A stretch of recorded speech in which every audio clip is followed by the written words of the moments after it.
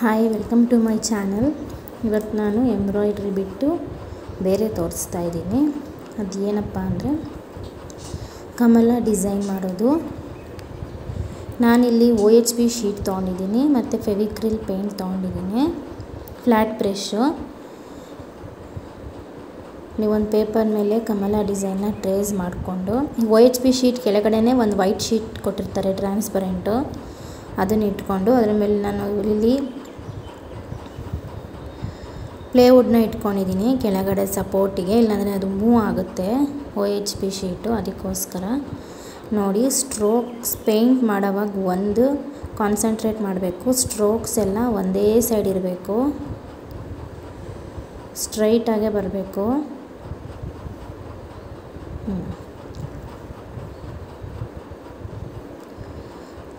ನೀವು ಆ ಕಡೆ ಈ ಕಡೆ ಮಾಡಿದ್ರೆ ಚೆನ್ನಾಗಿ ಕಾಣಲ್ಲ. ಸ್ಟ್ರೋಕ್ಸು ಕೆಳಗಿಂದ ಮೇಲೆ, ಮೇಲಿಂದ ಕೆಳಗೆ, ಸೈಡ್ಗೆಲ್ಲ ಹೋಗಬಾರ್ದು. ನೋಡಿ,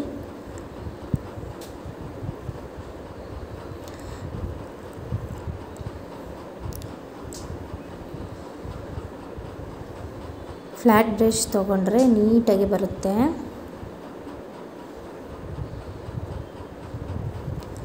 ನಾನು ಮಾರ್ಕರಲ್ಲಿ ಡಿಸೈನ್ನ ಟ್ರೇಸ್ ಮಾಡ್ಕೊಂಡಿದ್ದೀನಿ.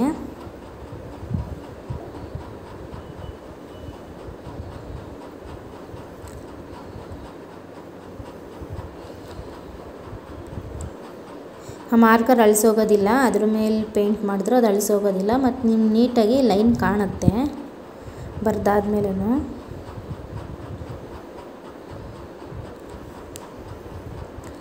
ಸ್ಟ್ರೋಕ್ಸ್ ಮಾತ್ರ ಒಂದೇ ಸೈಡಿಗೆ ಕೊಡಬೇಕು, ಇಲ್ಲಾಂದರೆ ಸೈಡಿಗೆ ಎಲ್ಲ ಮಾಡಿದ್ರೆ ನೀಟಾಗಿ ಕಾಣಲ್ಲ. ಡಿಸೈನ್ ಮಾಡಾದ್ಮೇಲೆ ಚೆನ್ನಾಗಿ ಕಾಣಲ್ಲ.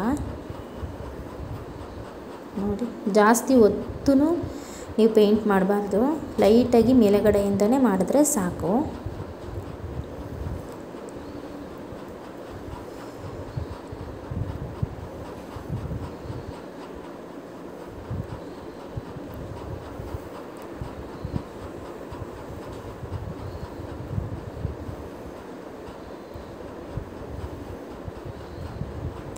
ನಾನು ಇದಾದಮೇಲೆ 3D ಗ್ಲಿಟರಲ್ಲಿ ಔಟ್ಲೈನ್ ಮಾಡ್ಕೋತೀನಿ. ಅದು ಎಲ್ಲ ನಿಮಗೆ ಕುಂದನ್ ಸ್ಟೋನ್ಸ್ ಇಲ್ಲ ಬುಕ್ ಸ್ಟೋರ್ಸಲ್ಲೆಲ್ಲ ಸಿಗುತ್ತೆ. ನನಗದು ವಿಡಿಯೋ ಡಿಲೀಟ್ ಆಗಿದೆ, ಅದಕ್ಕೋಸ್ಕರ ನಾನು ನಿಮಗೆ ಪಿಕ್ಚರ್ ಹಾಕಿ ತೋರಿಸ್ತೀನಿ ಮೇಲೆ. ಈ ಬ್ಲೂ ಔಟ್ಲೈನ್ ನಾವು ಏನು ಮಾಡ್ಕೊಂಡಿದ್ದೀವಿ ಅದಕ್ಕೆ ನಾನು 3D ಗ್ಲಿಟರ್ನ ಔಟ್ಲೈನಾಗಿ ಹಾಕ್ತೀನಿ.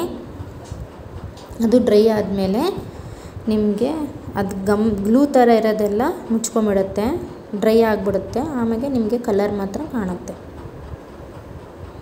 ನೋಡಿ, ಸ್ಟ್ರೋಕ್ಸ್ ನೀಟಾಗಿ ಮಾಡ್ಕೋಬೇಕು.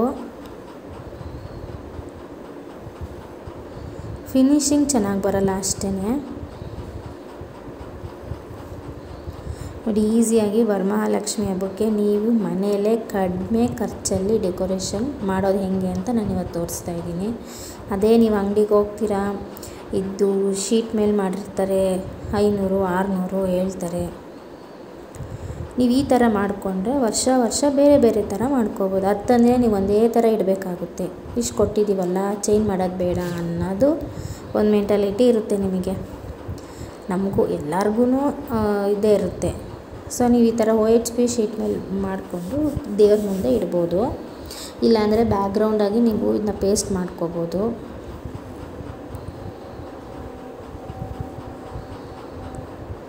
ನೋಡಿ, ನಾನು ಸ್ಟ್ರೋಕ್ಸ್ ಎಲ್ಲ ಒಂದೇ ಡೈರೆಕ್ಷನಲ್ಲಿ ಮಾಡ್ತಾಯಿದ್ದೀನಿ. ನೋಡಿ, ಇದು ಕಂಪ್ಲೀಟ್ ಆಯಿತು ಮೇಲ್ಗಡೆದು. ಇವಾಗ ಕೆಳಗಡೆ ಮಾಡ್ಕೊಳ್ಳೋಣ.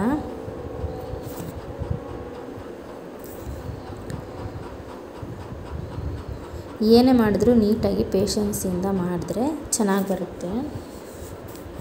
OHP sheet 4 rupees. ನೀವು ಒಂದು ಸಲ ಪೇಂಟ್ ತೊಗೊಬಂದರೆ ತುಂಬ ಥರ ನೀವು ಡ್ರಾಯಿಂಗ್ ಮಾಡ್ಬೋದು. ಮಾರ್ಕರ್ ಪೆನ್ ಇದ್ದೇ ಇರುತ್ತೆ ಎಲ್ಲರ ಮನೆಯಲ್ಲೂ. ಗ್ಲಿಟರು 25 ರೂಪೀಸು.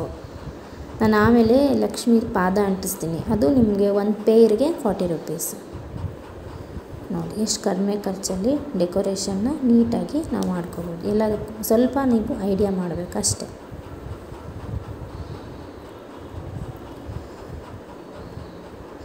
ಕಲರ್ ಯಾವ್ದು ಬೇಕಾದ್ರೂ ಮಾಡ್ಕೋಬೋದು. ನಾನಿಲ್ಲಿ ಪಿಂಕು ರೆಡ್ ಎರಡು ಮಿಕ್ಸ್ ಮಾಡಿದ್ದೀನಿ.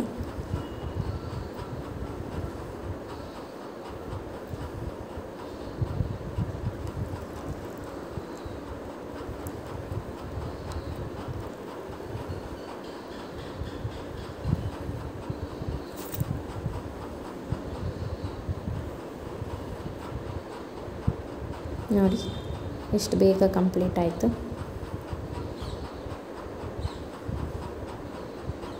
ನಿಮಗೆ ಟ್ರೇಸ್ ಮಾಡ್ಕೊಳ್ಳೋಕ್ಕೆ ಕಾರ್ಬನ್ ಪೇಪರ್ ಯೂಸ್ ಮಾಡ್ಬೋದು. ಎಲ್ಲ ಆಲ್ಮೋಸ್ಟ್ ಮನೇಲೇ ಇರುತ್ತೆ. OHP ಶೀಟ್ ತರಬೇಕು, ಪೇಂಟ್ ಒಂದು ಸಲ ತೊಗೊಬಂದರೆ ನೀವು ತುಂಬ ಸಲ ಯೂಸ್ ಮಾಡ್ಬೋದು. ಬ್ರಷ್ ಇದ್ದೇ ಇರುತ್ತೆ, ಪೇಂಟ್ ಇದ್ಮೇಲೆ ಬ್ರಷ್ ಇರುತ್ತೆ. ಗ್ಲಿಟರ್ ಒಂದು ತರಬೇಕಾಗುತ್ತೆ.